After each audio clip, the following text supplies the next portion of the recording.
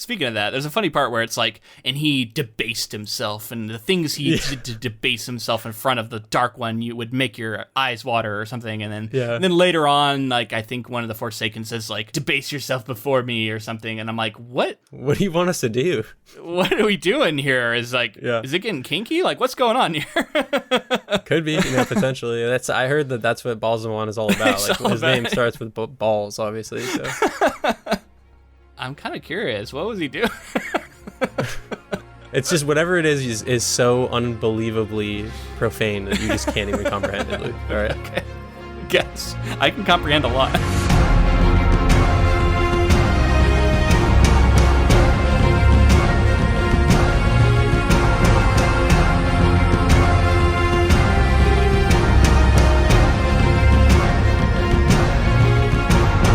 Welcome, friends, to episode 210 of the Ink to Film podcast, where we read the book and then see the movie. I'm Luke. And I'm James. And this week we discuss the final third of Robert Jordan's 1990 novel, The Eye of the World. Well, hello there, Tree Brother. It's time to talk about the end of this book. It has been a fun project. We still have the show to finish out, but we're going to be finishing out the first book of the Wheel of Time here. And as someone who's read this book for the first time, I am immediately interested to know what your general thoughts are on it. Just so much to talk about here. So I guess I would start by saying, like, expectations going into this third part for me.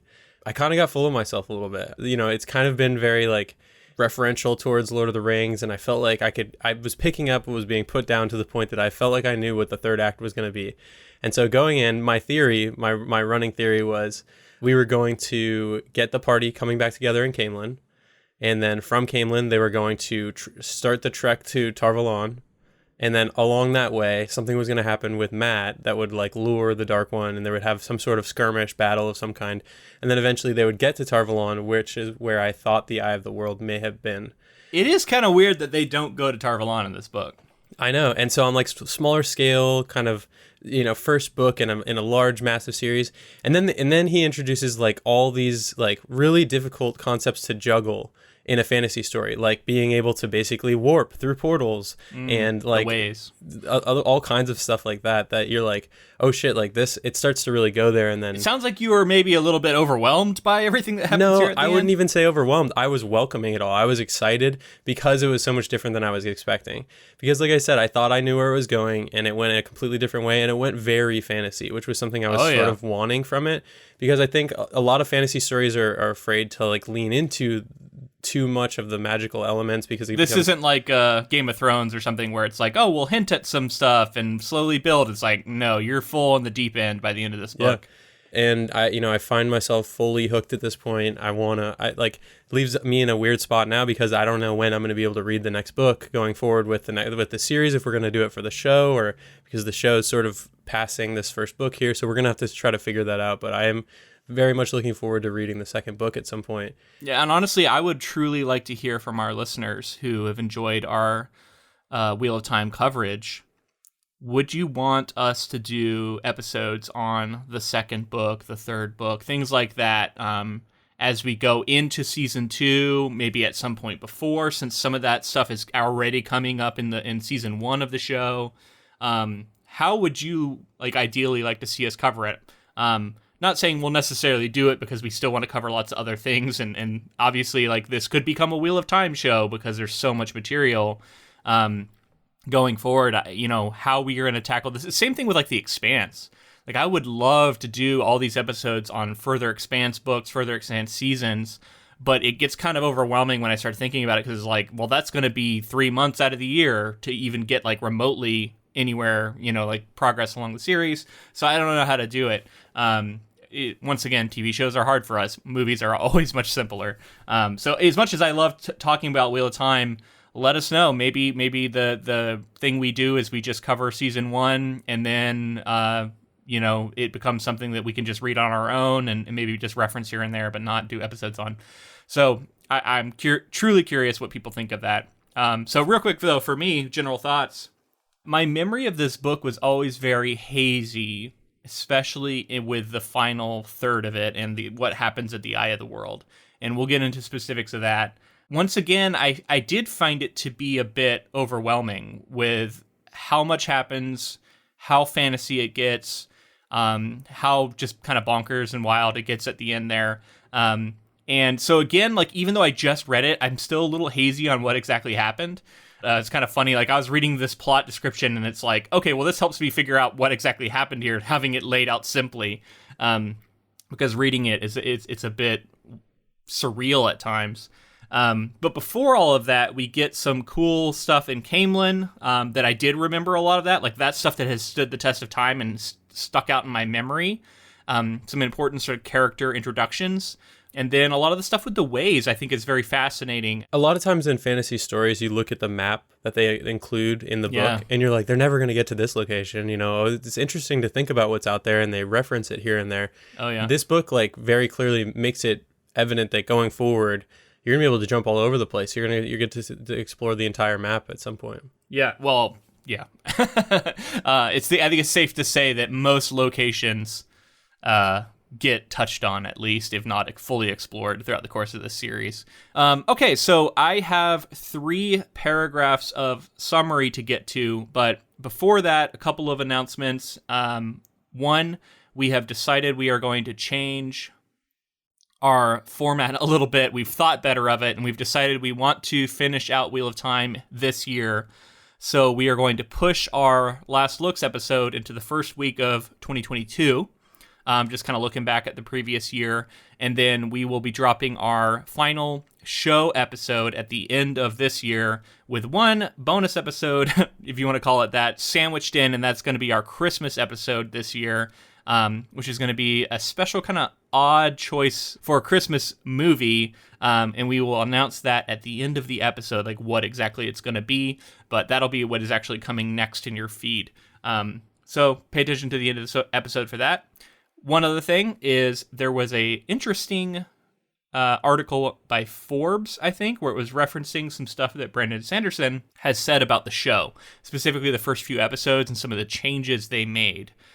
So I want to talk about that with you. So I'm going to save that also for the end of the episode. So we'll finish out all the book talk, and then we'll talk about Brandon Sanderson's comments on the show. So if you're interested in that, make sure to stick around for that as well. So once in Caemlyn, Matt confines himself to his bed and seeks to avoid all contact with outsiders, while Rand makes the acquaintance of an Ogier named Loial. Logain Ablar, a recently captured false dragon, is being paraded through the streets of Caemlyn. While seeking to catch a glimpse of him, Rand climbs a wall and accidentally falls over the top into the palace garden, where he meets Elaine Tricond, heir apparent to the throne of Andor, her brother Gawain, and her half-brother Galad Damodred. When Rand's presence is discovered by the palace guards with Galad's help, he is taken into custody despite Elaine's protests and brought before Queen Morgase and her Aes Sedai advisor, Elaida. Elaida prophetically identifies Rand as a dangerous individual, but Queen Morgase decides that she does not have sufficient evidence to imprison him.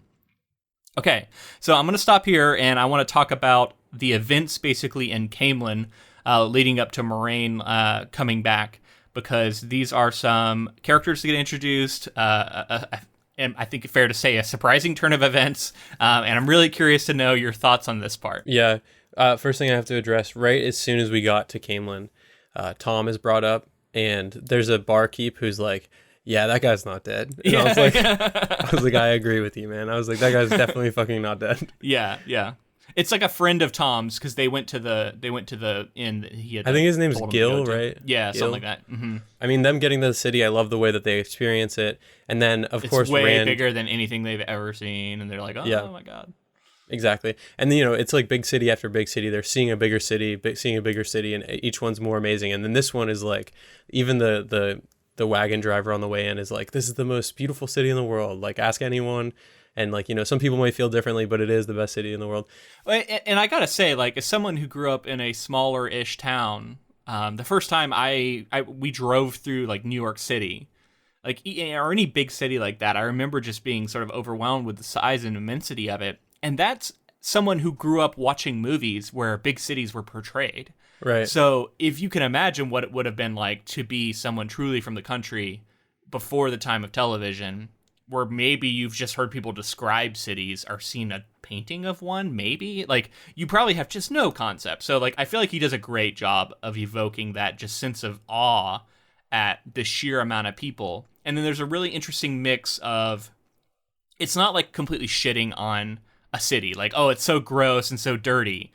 In like, there's some of that, but then also it's just awe-inspiring, and there's such a cosmopolitan collection of people that I don't know. It's like the good and bad both is presented, and I didn't get the sense that like Robert Jordan hates cities. Instead of more, it's like, yeah, there's good and bad, but it's kind of overwhelming to someone like Rand, right? Which I appreciated. As we see the city through Rand's eyes, he's also like fascinated to see this dragon reborn.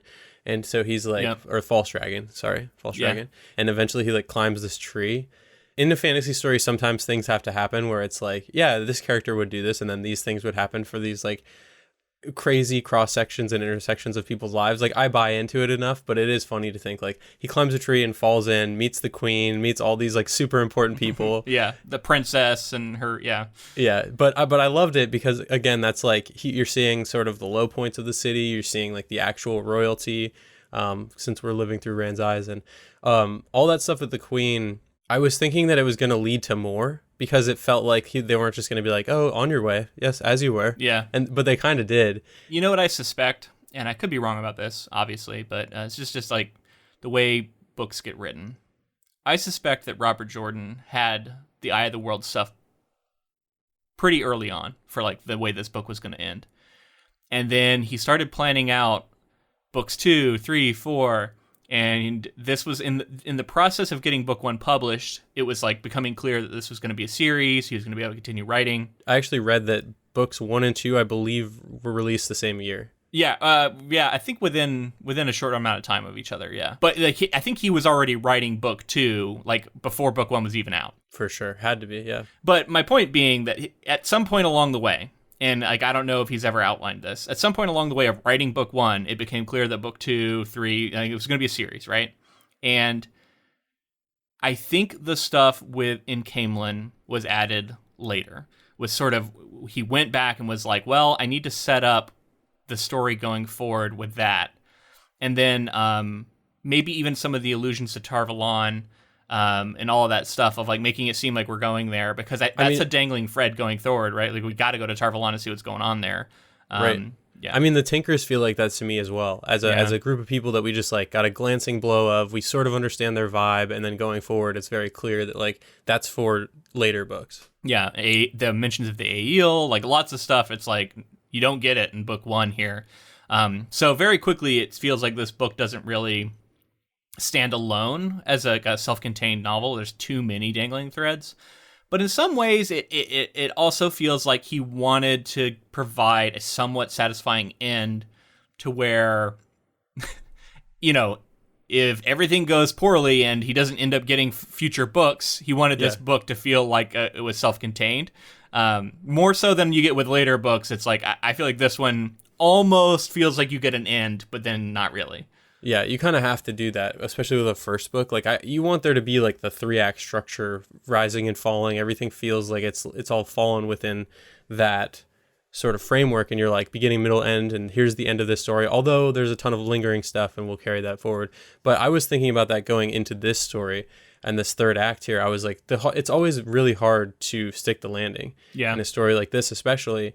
And I was surprised that overall it really did stick the landing for me, because it felt like, for one, unexpected, and two, as much as it's referencing all these other fantasy materials, it felt like wholly its own thing. Mostly Lord of the Rings. Mostly Lord of the Rings. But by the end, I'm like, this is its own thing. Like, it's found its own path by the end of this book. Cool.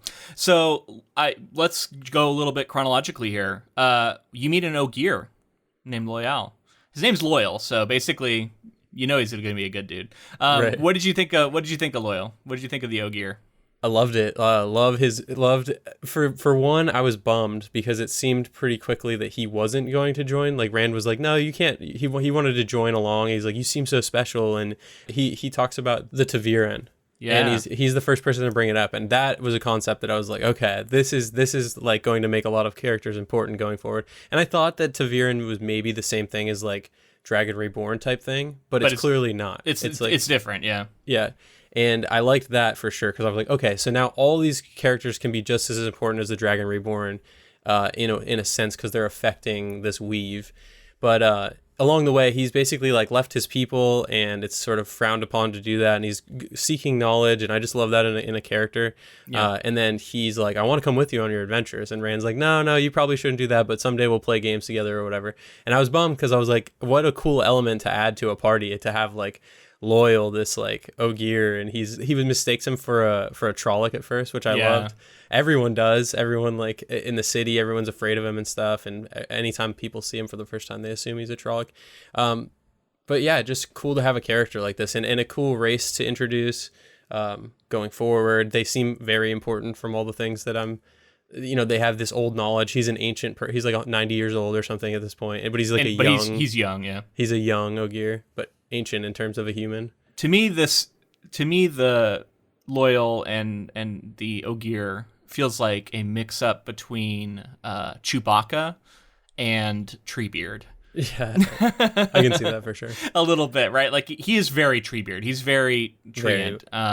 Yep. He talks about being, don't be hasty, and I think he even says at one point stuff like that. But it's funny, because at the end we get like a legit Treebeard character. That's true. Yeah, we still got the Green Man coming. I like that he is a calming sort of presence, and he has all this he has a lot of important lore that he can drop on the party when we need that. So it's not all just coming from Moraine and stuff like that. It's like, it's good to get another source. I was a little bit worried that they were introducing this character and then he would join the party and immediately get killed. Like, I was really worried for him in the ways. When they were in the ways, I was like, oh shit, dude, is this really how it's going to go down? Right.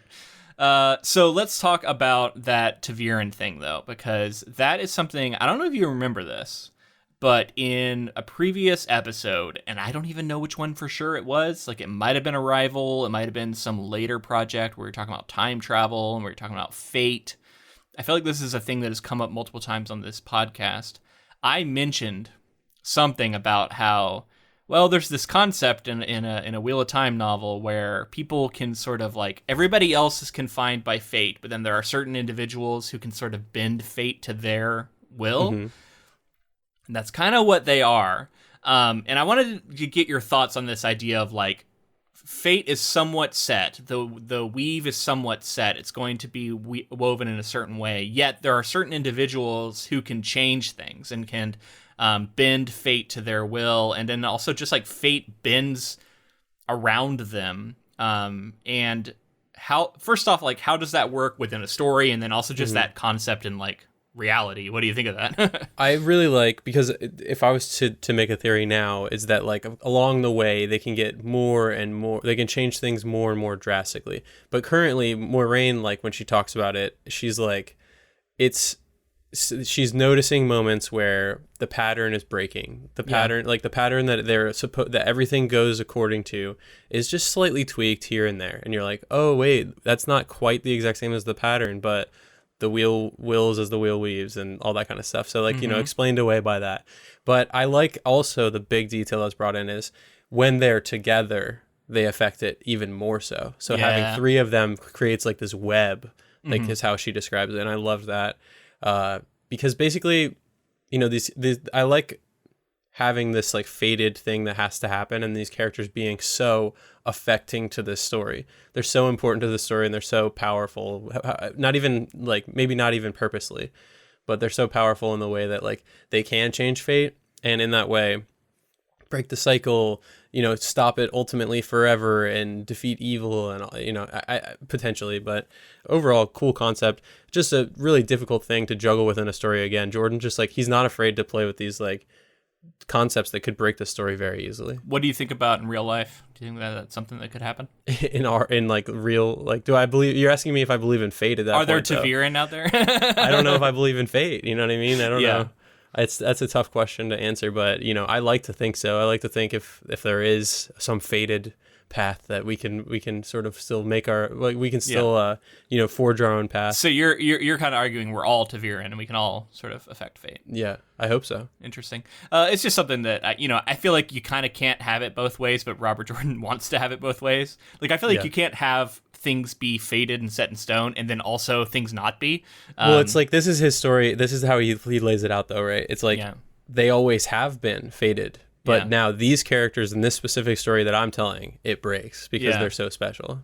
Yeah, and it's also like the two forces push and pull at each other, so it makes for good drama, which is what you want. One thing that I think is bullshit, and we're not going to talk a lot about the show, but I love that in the show they added Egwene as a fourth ta'veren, and then I think Nynaeve, there's even a mention like maybe her too in the show. I'm pretty certain she's the fifth, yeah. There is a moment in this book where I think Moiraine says, and maybe she said like you're probably not ta'veren or something like that to Egwene. Like there's some sort of like uncertainty about there just being the three, but we always hear about the three going forward. I think that's bullshit. Egwene should have absolutely been one. I mean, if you look at the events of the series, there's no reason why she wouldn't be one. So it's just a weird thing that Robert Jordan decided only the guys get to be the ta'veren for some reason. I don't know. Very odd. And then the other thing that I think works really well is he has taken the idea of like plot armor and contrivance and said, you know what? That's a facet of this world. I can do whatever I want now with these characters because they are ta'veren.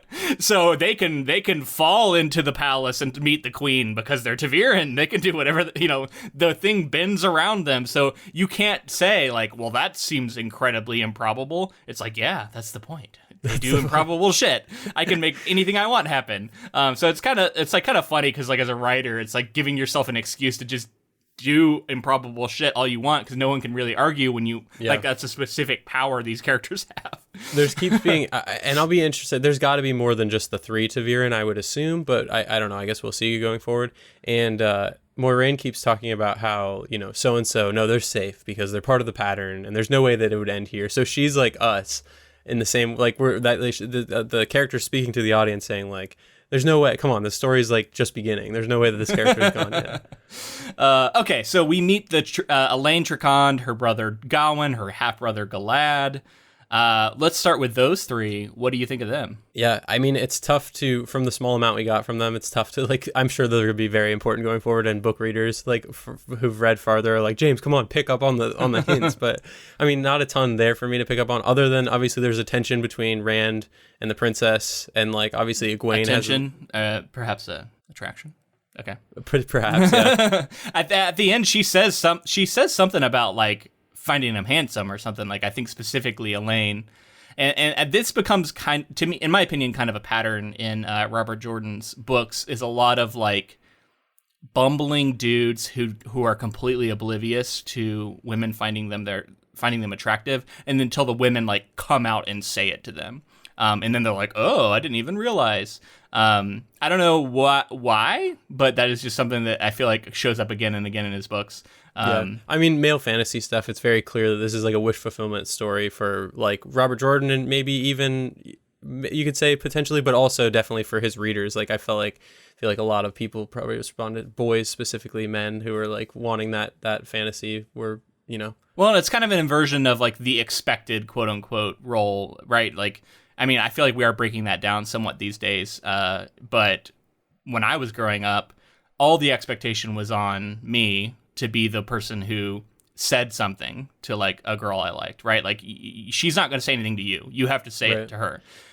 I don't know if that's even true, but that's just like, that's why it's a wish fulfillment. Like in that scenario, like the wish fulfillment would be like, I don't have to do anything. They just come to me, like that's the... Yeah. You meet the princess and she lets you know that she finds you handsome. Yeah. I totally think that's going on. I don't know. I'm just, it's something I've noticed. Robert Jordan has a very specific way of writing women and writing his relationships, and some people love it, some people can't stand it. And then, we got Gawain, her brother, who seems the more reasonable of the brothers we meet, right? Mm-hmm. And then we meet Galad, her half-brother, who is, he never tells a lie, apparently, and he is very upset at the idea of this peasant being in the palace because he seems dangerous and dirty. What was your thoughts on Galad? Seemed like a straight shooter, like other than the fact that he was kind of being a dick. Seemed like the kind of like righteous person of the group per se. I mean, and it is kind of weird to have a random guy plop down into the garden and all of a sudden your sister's now like, no, this is my friend and he has guest rights. Right. And you're like, I don't think you should be doing that. But he's a Taviran, so just deal with it. Exactly. Okay, and then they're all brought before the queen, who Rand seems like he has a little bit of a crush on. I don't know. Like he repeatedly is like, "Oh my God, she's so hot," and majestic at the same time. And then he's like, and then Elaine is just like her but younger. It gets a little odd. Yeah. So I do want to say here, we've gotten this backstory of Tom, right? And I believe Tom was somehow like connected to this queen, kind of like dating, kind of talking. He was we hear that he may have been a court bard at one point, and he wasn't always a gleeman, and that he there was something maybe improper, right? So basically they had a relationship of sorts, and then the stuff went down with his nephew, I believe, Owen. Yeah. And that's when he like took off, and I guess because he left in that way, she was upset with him, and upon his return, he was not welcomed back and kind of like almost killed, basically. Like they were like, he was like just chased out of the city with almost I think they said something about like the hangman's noose, something similar to that, where he like almost was put to death because she was so pissed. So he can't really show his face there, but he's like whispered about and stuff, obviously still. Yeah.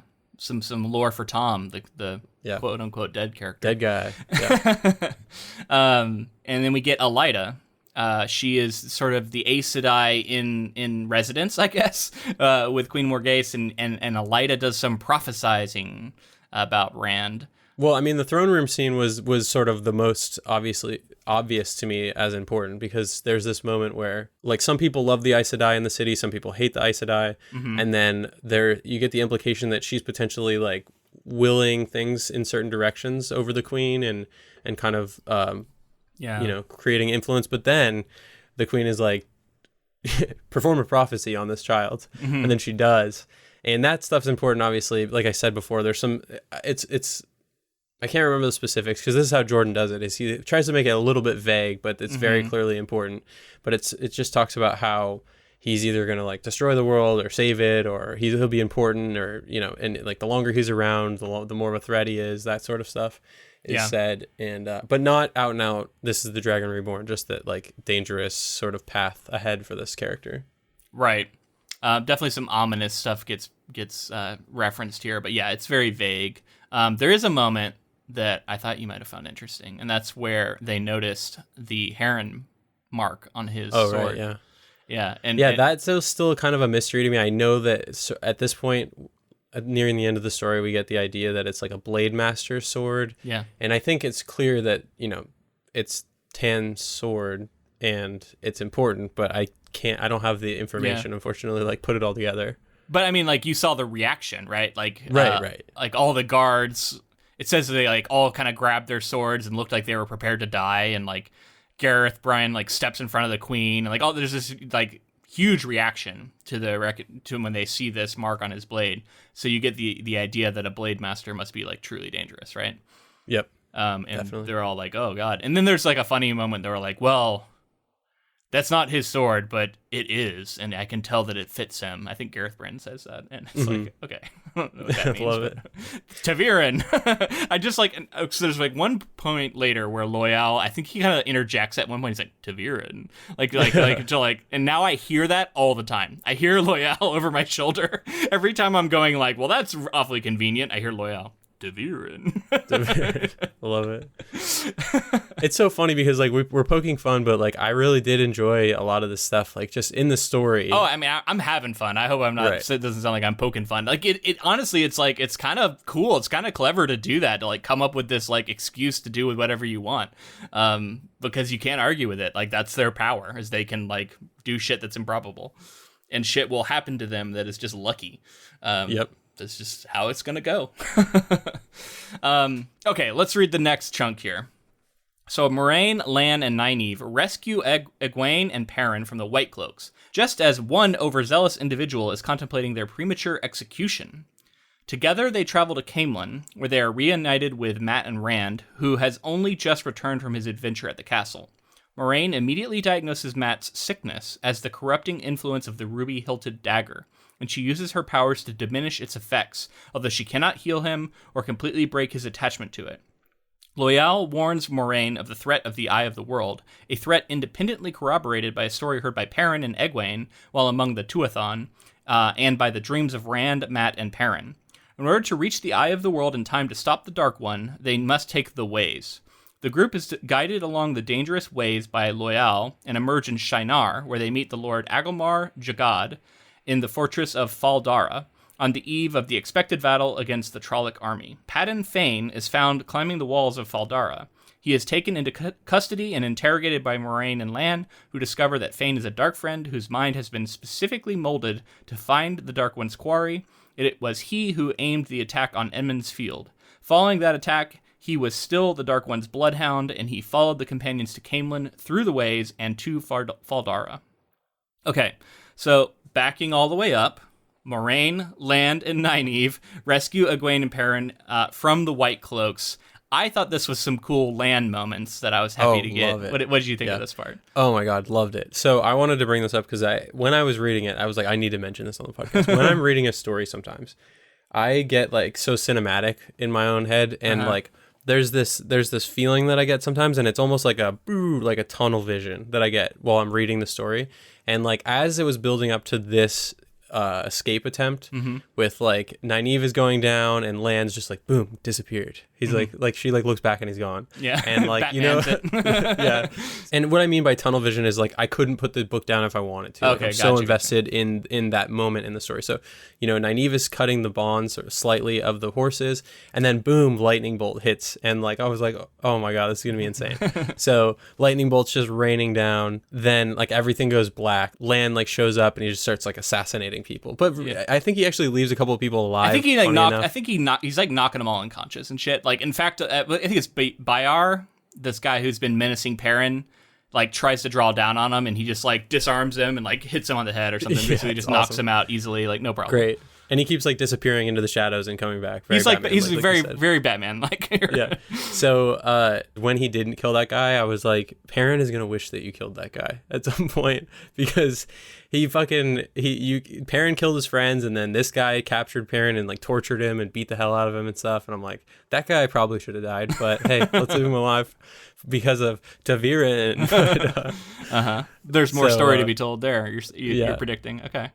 So they get rescued, and then I love that because I thought they were gonna have to go back and rescue Nynaeve. I love that Nynaeve like found her own way and brought an extra horse and like was capable in that moment and actually helped out the party to because otherwise they would have been slowed down by each person by multiple people being on horses and stuff. So that was awesome. And I think love the escape. I think this is the first time where the group recognizes or notices Perrin's eyes are starting to change. And we hear talk about all this wolf connection, and we mentioned that a little bit last time. But I want to know like further thoughts on this stuff with these happenings with Perrin.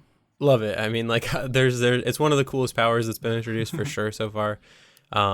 I think of the three, I would probably so far rather be a wolf brother or whatever he's called at some point than have a cursed dagger or be. You don't want to be possessed by a dagger? I'd rather not have that.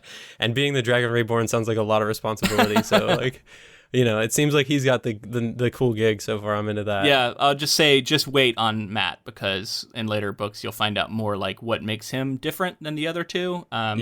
There's not a lot of it here because it kind of gets subsumed by the dagger.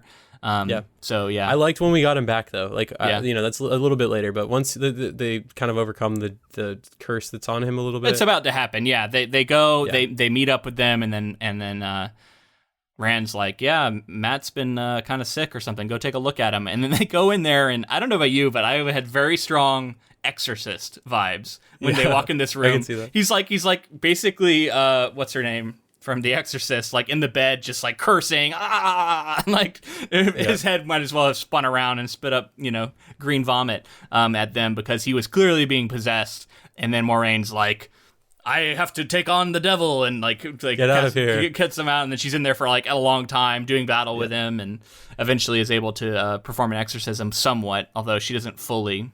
Like he still has the dagger. There's like a chill moment where Rand notices he still has the dagger, and it's like, oh shit, well, I thought you got rid of that. And it's like, no, I'm not strong enough. That's gonna have to have a Tarvalon maybe. Right. Another fun continuing thread that I'm excited to see. I hope that he like attains some sort of like dark powers because that he can like contend with because of his connection to Balsamon or something like that. That would be cool going forward if he had like some dark power that's not supposed to be used by people of the light or good people, but he can sort of use. That'd be cool. One thing we hear is that Lan talks about this Elias, the character who is sadly absent from the show so far, at least as much as we've seen. And I like the little detail that Lan drops that he basically taught him like how to fight, or at least like some of how to fight. He was a former warder. Warder. Like, What do you think of that? I mean, I love when badass characters know badass characters, right? Right. So you're like, oh yeah, which is why I'm already bummed that this character hasn't shown up in 4 episodes of the show. So I will be, eagerly awaiting his arrival, hopefully. Yeah. But all of them coming back together is a big moment as well. Because you sort of didn't know when that was going to happen.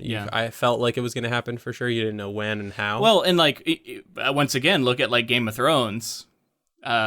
Characters get separated. I don't want to spoil things for that in case anyone cares, but like, characters get separated in those books, and it's a long time, if ever, that they see each other again. In this case, nice to see everybody come back together. I love that, like, Moiraine, like, as soon as they got back, she's like, let me fix this, let me heal you, let me do this. Like, she's like, let me make sure this group stays together this time. You guys better not fucking run away again. It was. I was happy to see everybody back together. And like you said, I keep thinking about something you said in one of the last episodes. Like, this isn't George R. R. Martin writing a story about like characters constantly dying and everything being very bleak at all times. I mean, you could tell that the tone is different, right, in this series. Right. Yeah. And I like that though. Like I think that there's a good, obviously, room for both, but there's a good reason to have a story like this as well. And I've found it to be really fun so far. And I'm sure as time goes on, it gets a lot darker and more bleak. But for a first book, it's I've liked the tone. Yeah. I mean, I feel like the tone, like, sure, things get darker and there are lots of like heavy moments and stuff, but like the tone of Wheel of Time is the tone of Wheel of Time. Like it is, I don't know, maybe people disagree with me there, but like to me it always walks this line of like there's some darkness, there's some violence, there's some of this and that, but like there's like a core of hope and like light prevailing, and like kind of like Lord of the Rings, right? Like it skirts along some darkness, but like you kind of feel safe with Tolkien, like. And that's kind of how it is with Robert Jordan. It's like you kind of know he's not going to go to certain places. I don't know. And that's one of the things that, like, when I read Game of Thrones back in the day, I was coming off of this series. Like, I had read this series, Lord of the Rings and stuff, and that's why Game of Thrones felt so different to me, or Song of Ice and Fire, when I read those books for the first time. And I think a lot of people these days are having the opposite introduction to fantasy, right? Like they've watched Game of Thrones, maybe it's the first fantasy they ever watched, or they know Lord of the Rings and that, and then they're going to something and they're going like, oh, it's kind of nice to not be so grim. It's just funny to me that has like become the standard now, whereas for like when I was reading, like that was not at all. It was like the idea of a world where like good didn't always prevail actually felt different to me. Anyway, I know we're kind of getting in the weeds here. I mean, it was also I think stories go in trends too. I think across the board, fantasy and everything. Yeah. In movies in general, I can definitely speak to around like the late '90s, early 2000s, post 9/11, that sort of like early 2000s period. Like people, things did get dark. Like movies got grittier and darker and like less colorful and more serious and like I think that we're maybe now in a time where we've flipped back the other way because we got so much of that, and then we got the Game of Thrones, we got a lot of those kinds of shows that affected stories, and now we're at a time where I think some lighter stories are like needed, especially nowadays. Like people are like, I need something light to escape the bleakness of what we're in right now. It's funny though, because it always defies that sort of generalization in some ways, because I also heard recently that like the horror genre is experiencing a huge resurgence right now. And really over the last like 5 years, and it had been dormant for a long time. And now it's really coming back, and we're seeing a lot of like really interesting horror being written. And it's horror, so it's not it's not that lighter tone stuff. So it's not like it's but it's still a form of escapism in a different way, I think. Because it's like you can look at horror and kind of know it's a different world. And I guess you could say the same for fantasy, though, obviously. Well, and like the question always is, and this is something that I think is important for creators to think about. It's something I think about a lot in the stuff I write, because you always have a decision to make about like, am I going to there's darkness, right? Do I want to show that darkness in a way that feels hopeless or feels suffocating? And in a way, I'm trying to represent maybe the way I feel in 2020, the way I feel about politics, the way I feel like sometimes you can feel like there's not a lot of hope. And maybe there's a thread of hope, right? But it's not the overwhelming sense, right? Like it's really hard to remain hopeful in the face of all of this. Things like that, like versus like I am safe in the knowledge that good will prevail, and that I am in a cozy story and I don't feel that danger because I don't experience that in my day-to-day life, so I want to experience that in my fiction. And these are decisions you got to make going into whatever given project you're doing about like what kind of style you're going to have, and sometimes I think that comes organically out of people, like that's just the story that they always write. And then sometimes I think it is a conscious decision that is made for what kind of story you want to write. I definitely do that more. To me, it's like I can write in either mode, and I have to make a decision about what I want to do. Yeah, I like that too. Like, it is clear, like, to paint with a broad brush and say, like, a generation is formed by these things, and that's why stories are like this. Yeah. It's a pretty small sample size kind of thing. The idea that, like, the artist goes in and like, with intention says, like, this is the kind of story, like, what comes out of you? How does the story feel like it's working better? Is it more suited to a darker tone with like bleakness like you talked about, or maybe something that has some more hope to it and something that you feel safer in? So I like to think even in the darkest times people can write like the darkest things and people will still respond well to it, and vice versa. And I don't know if I fully captured what I was trying to say. To me, it's like when you are in a time of darkness and a time of despair, I think there is a real power to and desire for, even among readers, to read something that represents that darkness. And you can say, like, this person gets it. They see how bleak things are. It can be like a cathartic thing. Yeah, as well. And like, if it's a horror, it could be like, it's overwhelming and it wins. And then if it's not horror and maybe it goes a different direction, like, truly seeing the threat as it is and not sugarcoating it in a way. There's a power to that. But that's also not to say that there's not an immense power to escapism and writing a story where you feel safe and things are cozy. That's just like a different kind of entertainment, and sometimes that's what people want, and sometimes that's what people want to write. So I think there's also like, where do you want to go in your head when you're creating?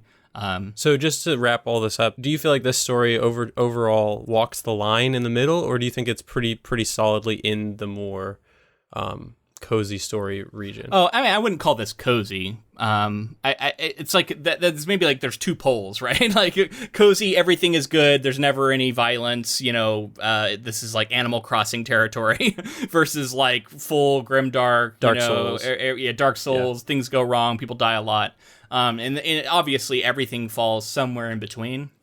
I do think this is a more middle of the road story. But there are certain tendencies, which I can't get into too much without spoiling things. So, I think let's move on from it, because I know we spent a lot of time on it. But I just think that is a fascinating question to think about when you're creating and when you're reading, like what it is you want when you're reading, like what kinds of stories are you interested in? And it's interesting to analyze it too. Like if you're not actively thinking about it, maybe go back and look at the things that you have been reading and say, you might learn something about yourself and say, like, this is what I'm interested in. This is what I'm, responding to. Yeah. Because some people do have like violent reactions almost to like either side, right? Like, they find it boring, or they find it like, oh God, this is too dark, I hate it. Anyway. Okay. So going on, the ways. Let's talk about the ways. So they basically are portal things that they go into, and then there's like a space with these bridges and like darkness, and they're going through, and there's this dark wind that we keep hearing about from Loyal that is at the edge of things. And at one point, they think something's in the darkness, and I think Matt fires an arrow at it. And my guess is that must have been Padan Fane, because otherwise I don't know where the hell he was the whole time where he was supposedly following them. Yeah, I'm not sure. I think you could take it either way. Yeah. It could be Padan Fane. I think in hindsight, once we learned that he was like, stalking them, Yeah, it was probably him. But also like this, and again, this is another dark entity that I'm like unsure if it's exactly no actually I think we actually sort of get confirmation that it's not, because it attacks Padan Fane, but then there's like some voices within this wind that are like agreeing with him and some that are not, and so it's almost like this entity of evil that's like multiple different like forces fighting against each other. And yeah, I like there's a description of it as being like the ways that themselves are a being, like they're a living thing. And every living thing can get parasites. And so the implication to me was that this dark wind is a parasite that is like alive within the ways and like hunts the ways, and it's like a corruption. It's kind of similar to what we saw with like Mashadar or whatever it was called in Shadar Logoth. Yeah, and absolutely. And I think this is a recurring motif, right? Like if you think about it now, like we got Saidin, which has been tainted by the Dark One, and there's this like corruption to it. We have the Ways, which has a corruption to it. We have this city that has a corruption. So like this is a recurring thing for Robert Jordan. Any ideas on like what that might mean? Like what he's trying to get at there? It seems to me like it keeps being like an embodiment of like not only just like a being, but also like an idea, or like, because the one we saw in Shadar Logoth was like the people gave up their oath or whatever, and that like created this toxicity that became like an actual, I don't know, not living necessarily, but this like sort of entity. And I think this is probably something similar to that, right? Like some sort of like manifestation of evil that's not necessarily like from a specific evil being like Balsamon, but more maybe just like something that beings, creatures, animals, humans, everybody, like sort of this like evil like seeps out and is manifested by just, I don't know, life, the wheel. It's maybe a byproduct of life is having some of this evil. It feels to me like Robert Jordan wants to take like darkness and evilness that like lurks within the souls of men and give it a form of some kind. And that form may be sort of shifting and like wind-like or like a creeping thing, but like to take it and make it an entity that can be fought, which is in and of itself a little bit of a wish fulfillment too, right? Even if this thing is like, I don't know, you can't really fight it. So I don't know. It's like an interesting blend, right? Like it does make it manifest in a way. And that does, I don't know, it just seems that's something I've noticed. It seems like he likes to do that. And what that means, I guess I'm not really sure, but I'd be curious to know if people have thoughts. Overall, I thought the Ways was really cool though. I very cool crossroads. I like that he like Rand looks over the side at one point, and it's like darkness below, darkness above, and it's kind of like these bridges in between islands, and each time they hit an island, there's like posts that say what portal this would lead to.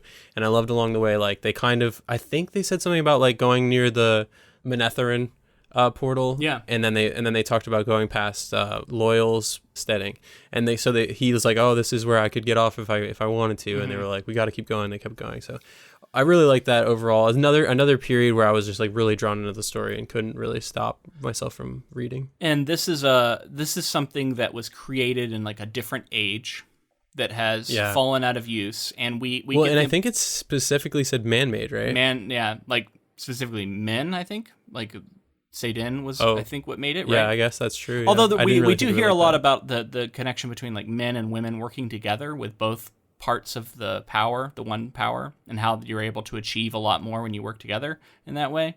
Again, I think that's trying to be a big theme, right? Like men and women working together for common good. It's more powerful than they are alone.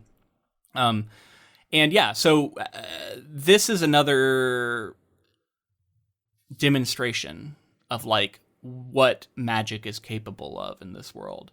One thing I thought this was kind of an interesting potential metaphor for in our world is air travel. I was thinking about how the way it's described of like you get in a ways, and then you time is sort of compressed, distance is compressed, and you can step out and you'll be on the other side of the world. Like some amount of time will have passed, but not as much as you would expect to need to travel that distance. And I was like, this feels like something you come up with while you're on a plane. Yeah, which you probably were when you were listening to this, right? I just recently was on a plane, so that is very much probably why it's in my head. But like, it is like that, like, right? You hop on it and like, all of a sudden you're going over mountains and you're going through different climates, and all of a sudden you arrive somewhere completely different. And some time has passed, but not nearly enough. It never feels like. And it's interesting that this is like, it used to be something that connected the world in the way that air travel does now, and has since been lost. And how if you were to all of a sudden take away the ability to travel short, in like a short amount of time to the other side of the world, that does change things dramatically. And it is almost a magic that technology has given us in our day and age. So it's interesting that he's given us this like metaphor of it in the ways. At least that's the way I read it. Yeah. Another thing to note with this too is like it's been corrupted. Yeah. Like it wasn't necessarily always like this creeping. Oh no, it worked great for a while. I don't know how long, but yeah. Right. So I'll be excited to see if like, the end of this novel has some events that maybe drive back some darkness, and maybe this is more usable than it was before. So they at the very end do encounter this wind. They are able to just like barely escape in time, and they come out in the Borderlands, and we are in Shinar. We meet this Lord Agelmar at Fal Dara, and we learn a lot more about Lan. And I gotta know what you thought of all that. Love this part. Oh my god. I didn't think we were getting anything like this. Again, I was surprised when we started getting the ways stuff, and we were traveling great distances to other parts of the map. And I'm looking, and I'm like, ooh, I'd looked at the map obviously already, and I'm like, oh, the Borderlands, huh? I'm like, the Blight is there, and like just like I looked at it on the map, so just the idea that we were gonna get to travel that far and be that far out, and then of course learning all these things. We'd heard hints about like Lan being like the seven, he's like the king, the Lord of the Seven maybe Towers. Not even called, wasn't even called the king, I think at that point, maybe like just the Lord or something of the Seven Towers. Yeah, he's like a crownless king. And so like then we get the actual reasons why in a way that like reminded me of some of the stories of Manetheren that we were getting, but we were getting sort of more recent history for Lan, and he's like this Aragorn type figure where he's like very Aragorn. He's a reluctant king. He's not a king. He's technically, because there's no one to lead at this point. But if he ever wanted to, he could call an army in a moment's notice. If he ever raised the Golden Crane banner, thousands would flock to his banner. Right. Any predictions about that? Because they held the line. That was the thing, right? They held the line against the forces of evil for as long as they could. And like I love the story about how Lan was actually like taken out of that area. Was like they had all these soldiers, and then only like 5 of them made it back. Yeah. And they had Lan, and like it was this thing where they trained him all along the way, and he was, when other people were playing with toys, he was playing with swords, learning with swords, and became this ultimate warrior. A sword was placed in his infant hand, something like that. Right. It said, yeah, a bunch of kind of, I don't know, epic stuff, I guess. So he's like an extreme badass. Like you just like his whole history, everything is like all perfectly set up to be he's fought the darkness since he was an infant, basically, and has always been learning to fight it, and like his whole life is devoted to fighting. So he's so comfortable in it, right? Yeah. When he's out in the Blight, he's just ready to. He's there for vengeance too. Like he has no. That's why he was like raised in the Blight. Like he knows it. Right. Yeah. He has no people to lead in battle or anything like that, but when he would never lead anyone out into the Blight because he doesn't want to lose lives, but he would go out there on his own for revenge and vengeance and fucking destroy some evil, and so that's cool. But he's like, no, I'm not going to raise the banner, because when he shows up in town, like people start cheering, like lots of people know him, and they're like, oh, are you raising the banner? We've been waiting for you to raise the banner. And he's like, no, I'm not. So I'm excited to get more about the ways that he eventually became so attached to Moiraine, because that's still lingering. That's for me. a question, right? Like, why is he a warder? Like, after all this, like, how did that happen? I have no idea. No idea. But yeah, I mean, what do you think of these Borderlanders and the sort of their culture and attitudes? Yeah, it reminds me a lot of The Wall, because The Wall in Game of Thrones, that's what I experienced first between these two stories. I mean, they're not a bunch of like fucking criminals though, who are like poorly conscripted into the Wall. It's almost like what it used to be, maybe, like when we hear tales of what, the what's the name of them? The Night's Watch. The Night's Watch, like what they used to be. Right. But instead, this is like cultures that live along the border, and like fighting against the Shadow Spawn is like a way of life, right? Right.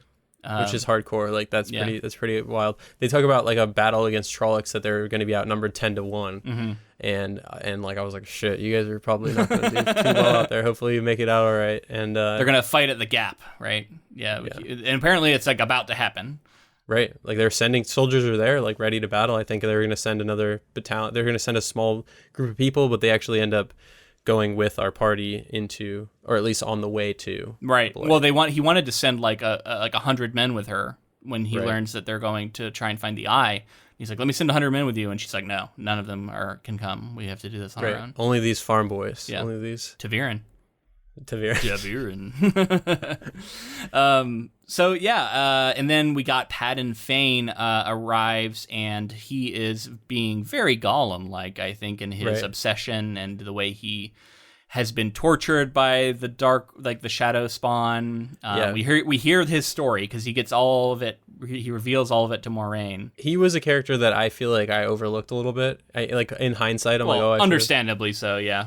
Because he kind of is introduced. He seems like he's just like a normal merchant guy, and then you're like, oh, probably Tom was also introduced basically the same time, and Tom was a massive character, and he's introduced, and then sort of goes away, and then he's like running away from Rand in a city at one point, and you're like, okay, well, weird. But then the revelation that he's like a 40-year dark friend and all this stuff, I was like, oh shit. So he's like going to continue to be like a problem going forward, because he's got like a makes it through. Special kind of evil to him too, Moraine says, right? Like, and there's more mysteries about him she doesn't yet understand, and the way she describes it, she's like, it's some of the most vile, disgusting thoughts you could ever have are like in this person, and he's just like just pure, basically touched by the evil to the point that... there's speaking of that, there's a funny part where it's like, and he debased himself, and the things he did to debase himself in front of the Dark One, you would make your eyes water or something, and then later on, like, I think one of the Forsaken says, like, debase yourself before me or something, and I'm like, what? What do you want us to do? What are we doing here? Is like, is it getting kinky? Like, what's going on here? Could be, potentially. I heard that's what Balsamon is all about. Like, his name starts with balls, obviously. So I'm kind of curious. What was he doing? It's just whatever it is so unbelievably profane that you just can't even comprehend it, Luke. All right. Okay. I guess I can comprehend a lot. All right. Let's move on to the final chunk here. The group enters the Blight in search of the Eye of the World, guarded by the fabled Green Man. The Eye is revealed as a pool of pure Sedin, and when the companions exit, they are confronted by the Forsaken Agenor and Balthamel. Balthamel dies at the hand of the Green Man, and Agenor is consumed by the One Power as he battles Rand for control of Sedin at the Eye of the World. Guided by blind luck and instinctive knowledge, Rand uses the supply of Sedin to decimate the Trolloc army and defeat Balsamon. Afterwards, Rand realizes to his own horror that he channeled the One Power, and that he is condemned to a fate of insanity and rotting death.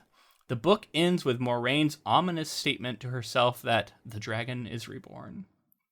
Okay, so also they found the Horn of Valir as like their loot that they find after the fight. Yep. So let's back up. They go to the Blight and they arrive at the Eye of the World. I referenced this earlier, but like this part gets very surreal to me, and I think some of it is by design, but I also think like Robert Jordan didn't do a great job of like staging this and keeping me grounded in like where everybody was. Because I lose track of like what is exactly happening in the space, what the space even looks like, who is where, and I think, like you said, I think it may be like the chaos of the situation you meant it. It definitely I don't know. It works in a certain way, but I don't know. I don't particularly love the way this is written, even though I do concede that like I think some surrealness is intentional. But yeah, I get a little confused when I read this part, and I've read it a few times now. Yeah, and I think that he's sort of priming us for this throughout the story with the way that the dream... I'm never sure when I'm in a dream. Yeah. Within his chapters. Absolutely. And then you're like, along the way, he's like, and it was a dream. And you're like, oh shit, okay. So like with this, he's kind of leaning into like, what space are we in? Are we still, he shoots all over the place, but I think we should talk more about sort of as soon as they get there, just like meeting the Green Man. I thought was awesome, very Treebeard-esque, like you said, but it's like this oasis, right? Well, he's this, also like, small... kind of like, what's his name from Lord of the Rings? Oh, Tom Bombadil. He's a little bit like Tom Bombadil. Maybe not as like goofy, but like kind of mysterious, ancient, connected to the earth kind of thing. Right. Yeah, so this like oasis that he's been protecting, like he seems very like ancient, powerful, all those things. He's been protecting potentially one of the most important areas that I've know of within the story so far, and it's the Eye of the World. And he like refuses to go in there, right? So he's just on the outskirts, like protecting it. And they go in and learning that the Eye of the World was just like pure Saidin was interesting to me as well. And I was like, it's like a pool of power. Some untainted, pure Saidin, as far as I can tell, at least. They sort of go in there, and Moirane's like, this is what we're here to protect, and then they come out.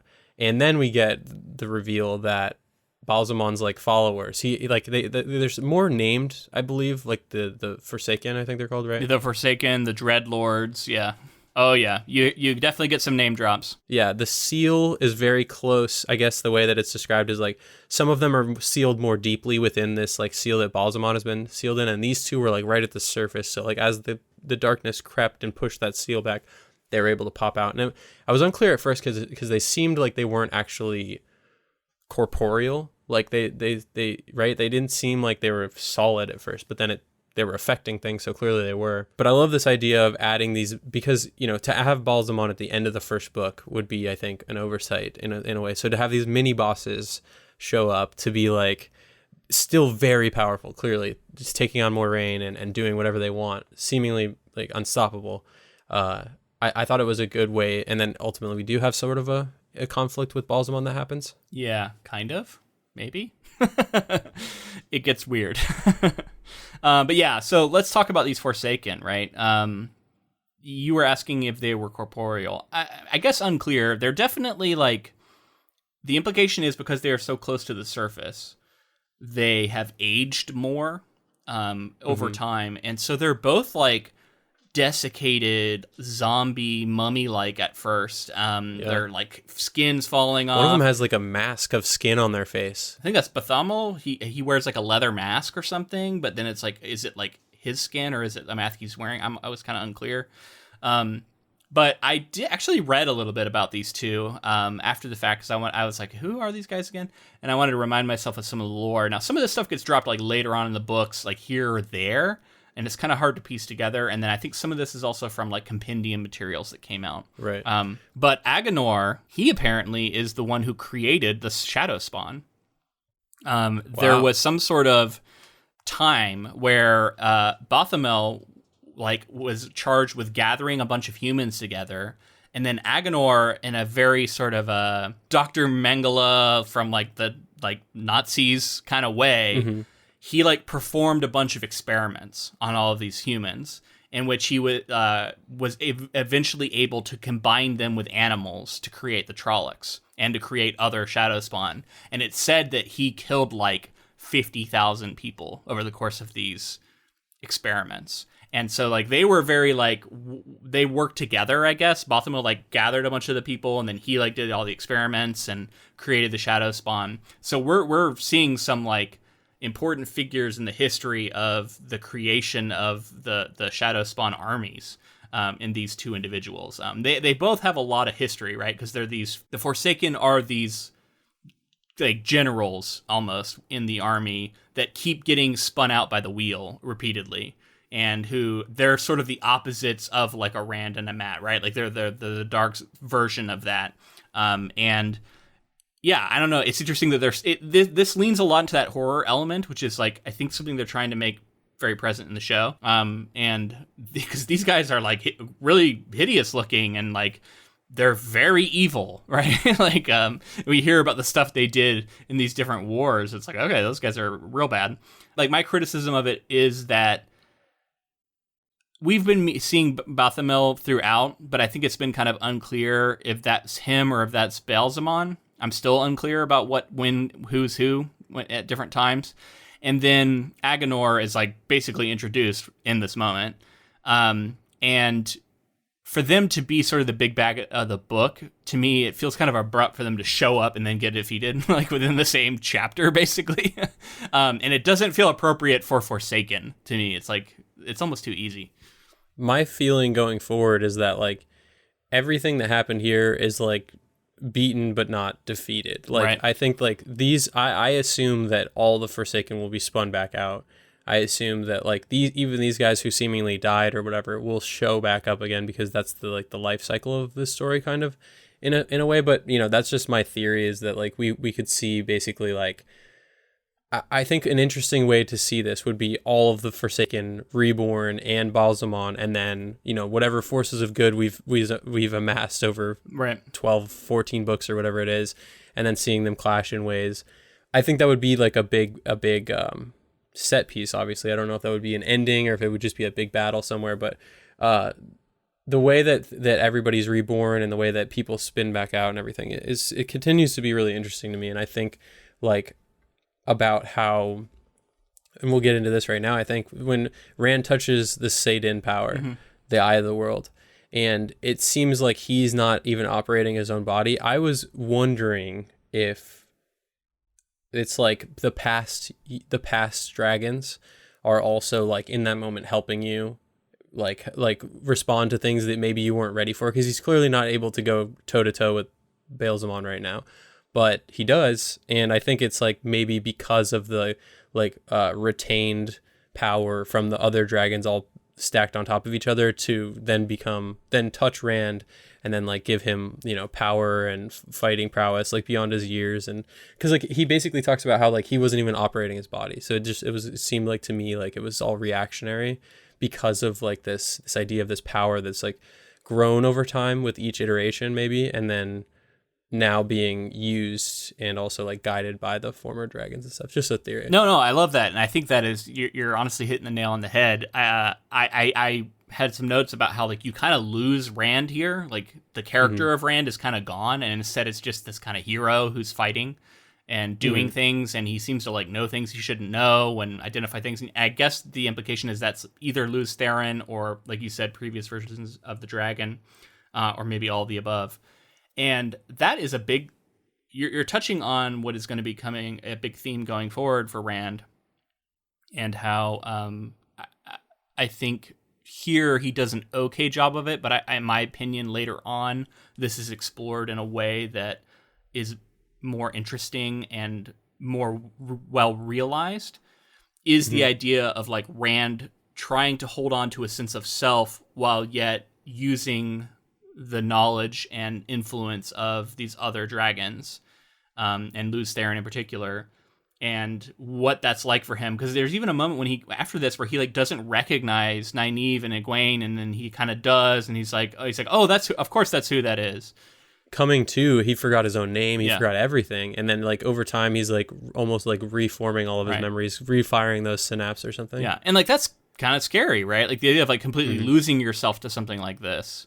And so I think, going forward, Rand's, not only is he worried about losing his mind and from the taint, right? Like and like the madness that we hear about, but also the influence of these other versions of himself, and how, at least in this moment, he felt like he kind of gets absorbed for a time and he almost loses himself.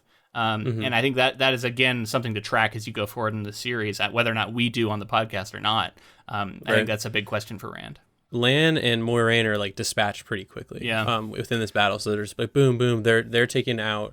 And then Egwene, I think, is trying to like fight as well, and Rand's trying to protect her. And then like things start, like you said, things get kind of confusing because it starts to be unclear. At one point, Balthazar or whatever his name is, Balthamel, whatever his name is. I think he like grabs Nynaeve and is like, oh, I haven't been near a woman in a long time, and like he gets all creepy about her, and like he's all disgusting. So I guess that it's like threatening the woman. So for some reason, I thought one of them didn't speak. Right? Am I right in maybe remembering Agenor that? Like, doesn't speak. He may be silent the whole time. Rand, as he's like kind of touched to this power, he doesn't even like touch it in my memory. It just like comes to him kind of. Yeah. Or does he get closer to it or something? But then he starts to see this like coil connected to this them. this cord or something, like connecting it, and it's like going off into somewhere, and you're like into the sky or something. Right, yeah. and it's like dark, and then he sees like a coil of him on himself of light, obviously. Agenor absorbs a bunch of this power and like burns himself out. And it's like later something is said about, oh, he was too greedy and like tried to absorb too much into himself. And we've heard reference to that before about like you can only wield so much power before it like kills you. Right. Yeah. So and we've kind of seen it with Louis Theron, right? Yeah. Like he like kind maybe of overloads self-immolated when he became the mountain and all that stuff. Yeah. So then we're like sucked away but in a weird way to where you don't really see the connection to like being in a different scene. In a novel like this, you're just reading. Well, real quick. Before that happens, there's this moment between the Green Man and Bethamel where they kind of kill each other in an interesting way, right? Like the Green Man gets dealt this like blow that kills him that you wouldn't think would, but then at the same time he infects him with like mushrooms and like fungus, decaying fungus and stuff, and that ends up killing him. They kind of kill each other. But then, then the Green Man gets like grabbed and like torched with like fire and all this other stuff. And then at the last second, he like holds out like an acorn or something. And then like the acorn grows to this like 5,000-year-old amazing tree. And it gets real weird. And then, you're right. And then it transitions to this battle, maybe with the Dark One and it like kind of takes place at the Gap. And we hear reference to it later. And they're like doing battle, and he's wielding a sword of light at one point. Yeah. I was unclear if it was like sort of transitioning between different areas. Like Balsamon was like there was some weird inner space, and then they were there at the battle, like transitioning area locations and environments. And like he pulls out a sword, and it's not his sword, it's this like sword of light. And you're like, that's if there's not a key that you're the Dragon Reborn. Like if you have a shining light sword, I think that typically says that you're probably the Dragon Reborn. And then he like goes and like as a reaction, he's sort of like screaming and banging on the ground, and just him like banging on the ground is like sending shockwaves and killing Trollocs, and he's sending blasts and stuff, and like not even meaning to do these things, but just like decimating and like controlling. Like we hear about it later that like just like the generals just see, or the king I think just sees some being, god of some kind, come down and just start saving them and killing everything. And it gets real big, right? Like, and this is something that I am realizing more and more the more I read. It's like, this is going to be difficult for a show to capture. Guarantee that it's not as the scale isn't quite this big for this first season, especially. They just can't.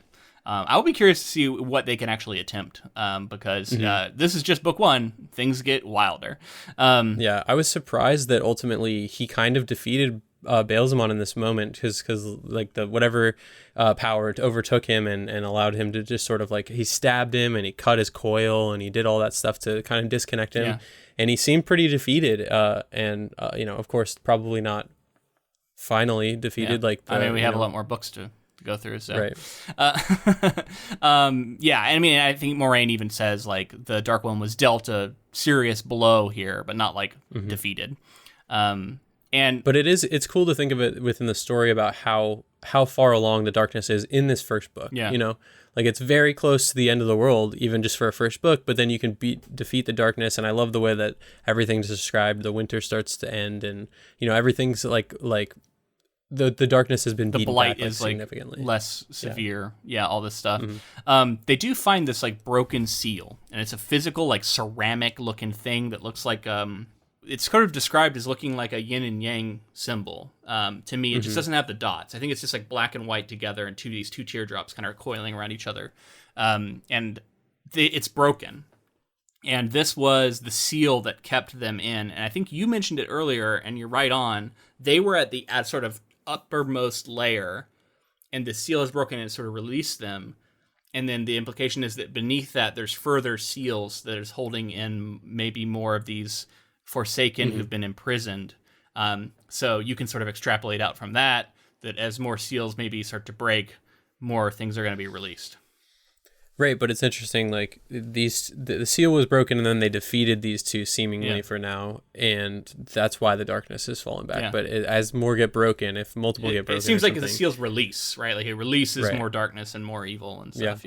And the like treasure trove was awesome, Yeah. obviously, very fantasy, but and why are the seals breaking? We don't really know that, right? Or is it just the Dark One is able to somehow break them? I just assumed that like the Saidin that Rand sort of interacted with was part of it, and when the Saidin was sort of taken from there, that released that seal.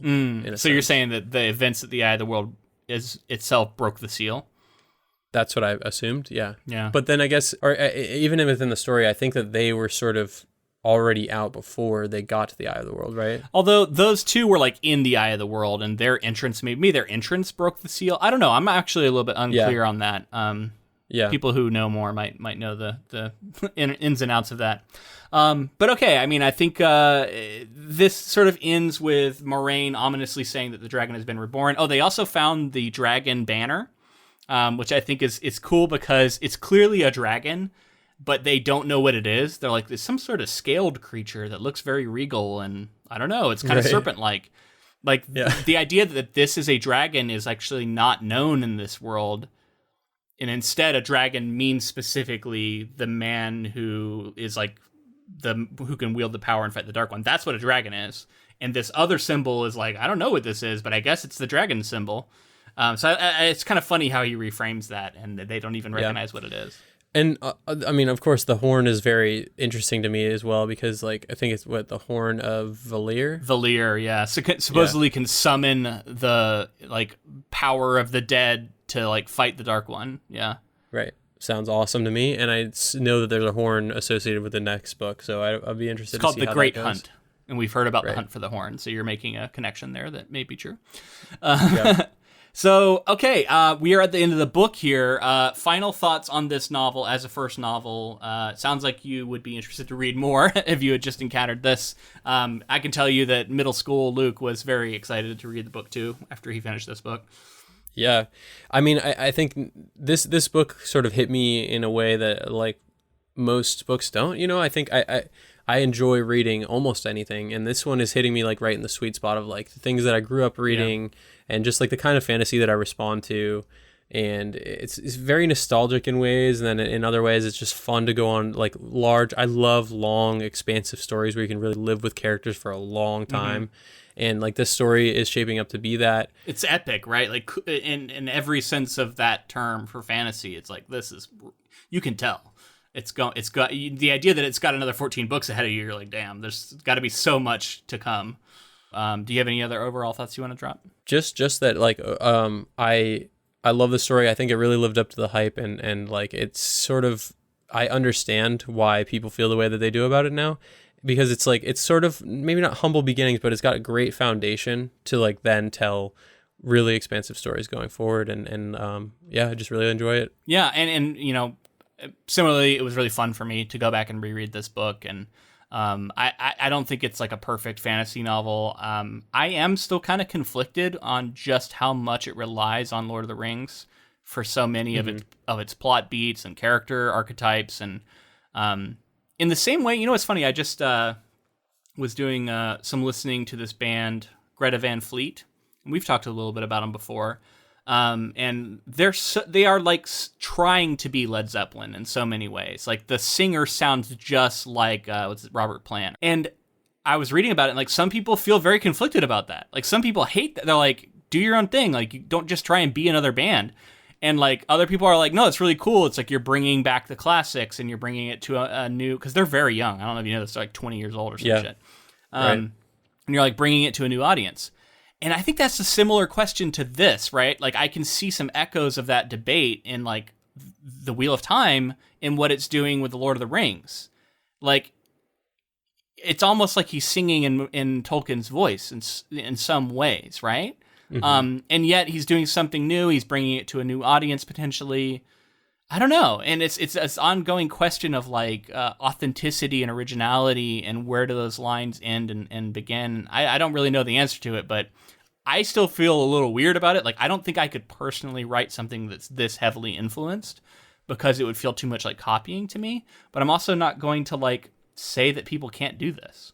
Yeah, it's an interesting exercise to think about, because Greta Van Fleet is using this to sort of launch their careers and find an interesting nostalgic voice, and then going forward, What if they evolve and continue to become their own band and continue to have their own voice and create great music? And and so the same case here, it's like, I think a certain benefit of the doubt I at least am giving to Robert Jordan for the first novel, at least, maybe a couple, but like sort of starting because you're so, inspired by these other artists.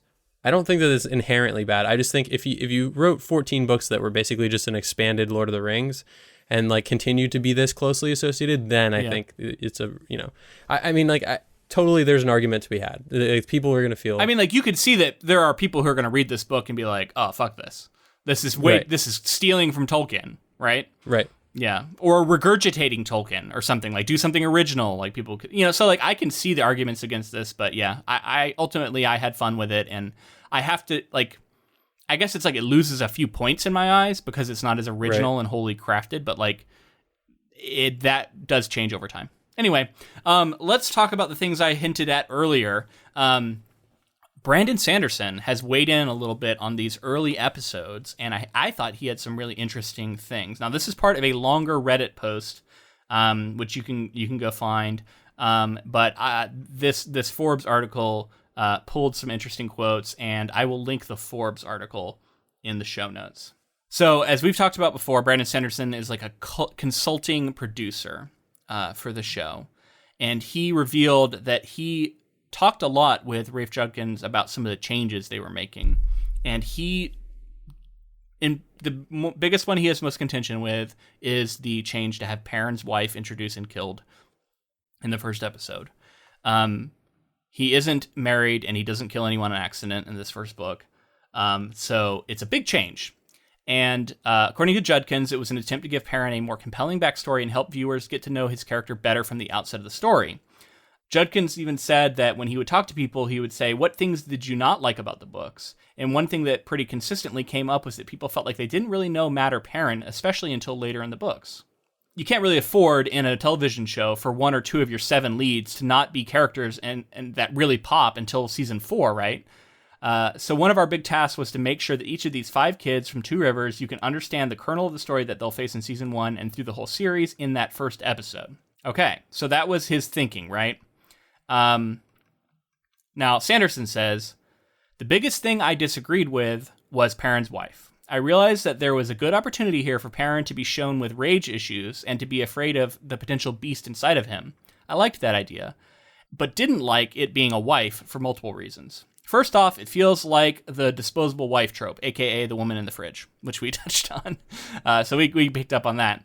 Beyond that, I think the trauma of having killed your wife is so huge, the story this is telling can't realistically deal with it in a way that's responsible. Perrin killing his wife, then going off on an adventure really bothers me even still. I have faith that the writers won't treat it lightly, but still, that kind of trauma dealt with realistically and responsibly is really difficult for an adventure series to deal with. When I saw Perrin and I see him in other scenes outside of this, I can't believe him being happy, going on an adventure, as a realistic depiction, it would be entirely he would be a shell. You know what I mean? He wouldn't be able to express anything. Yeah. So this is interesting. There's a suggestion he had that was not taken by Rafe Judkins. He said, I suggested that he kill Master Luwin instead. As much as I hate to do Luwin dirty like that, I think the idea that Rafe and the team had here is a good one for accelerating Perrin's plot. Accidentally killing your master steps the trauma back a little, but gives that same motivation and hesitance.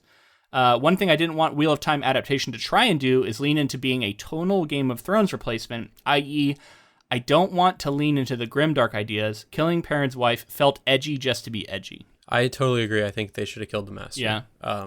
I think that would have been a way better choice if they had to do this like that. Like if they had to introduce the rage like this, it makes so much more sense to me. Yeah, I liked that, right? And I think the suggestion's pretty good. I mean, it's still killing somebody to service a plot, but again, if it's his master and it's a guy, it leads a little away from some of these problematic tropes. And beyond that, as he says, the trauma is not so intense as killing your own fucking wife would be.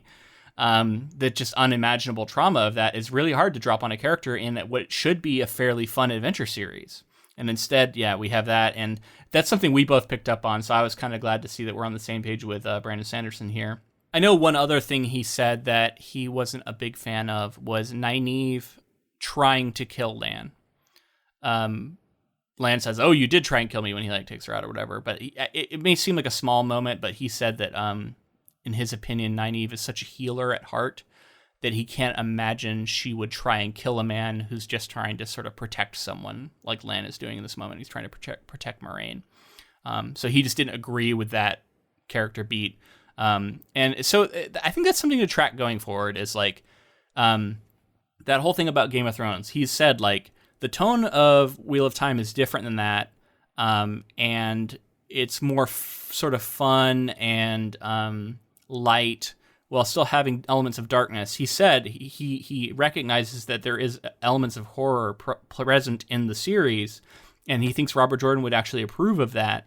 But he was constantly, seems like, pushing on Rafe Judkins to not go too far in the Game of Thrones grimdark direction and to keep it as more appropriate to the tone of Wheel of Time as we've been seeing in this book.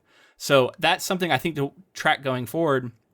It seems like Brandon Sanderson is one of the people who is sort of pushing back on that, and how much Rafe Judkins actually listens to him will be an open question, because it sounds like sometimes he did and sometimes he didn't. Sometimes he didn't take his advice. So some of this stuff, it seems like Brandon's just finding out when he's watching the show. He's like curious, like whether or not, he's like, I gave him advice. I wonder whether or not he took it.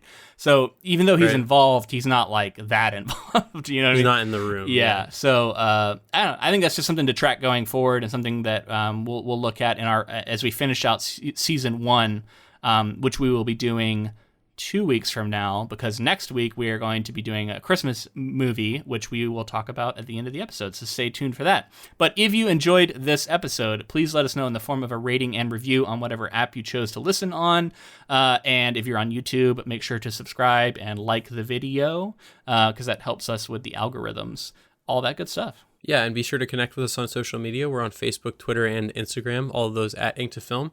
We do have the Council of Inklings on Facebook, which is a group where we, post all kinds of stuff. Like-minded people are in there, but we also have our Discord link in there, as well as if you wanted to message us on any social media platform, we can send that to you, which is another avenue we've been using to talk to our listeners. And if you wanted to support our podcast in another way, we have a Patreon. We have a lot of cool stuff on there. We'd love for you to check it out. A little bit of financial support goes a long way for us.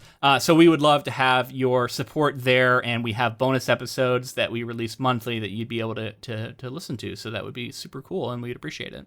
And thank you to Serious Beat for the use of our intro and outro music. All right, all that's left is to announce our special Christmas project, which we are going to be doing The Green Knight, which you may have seen the trailers if you're in the fantasy world like I am.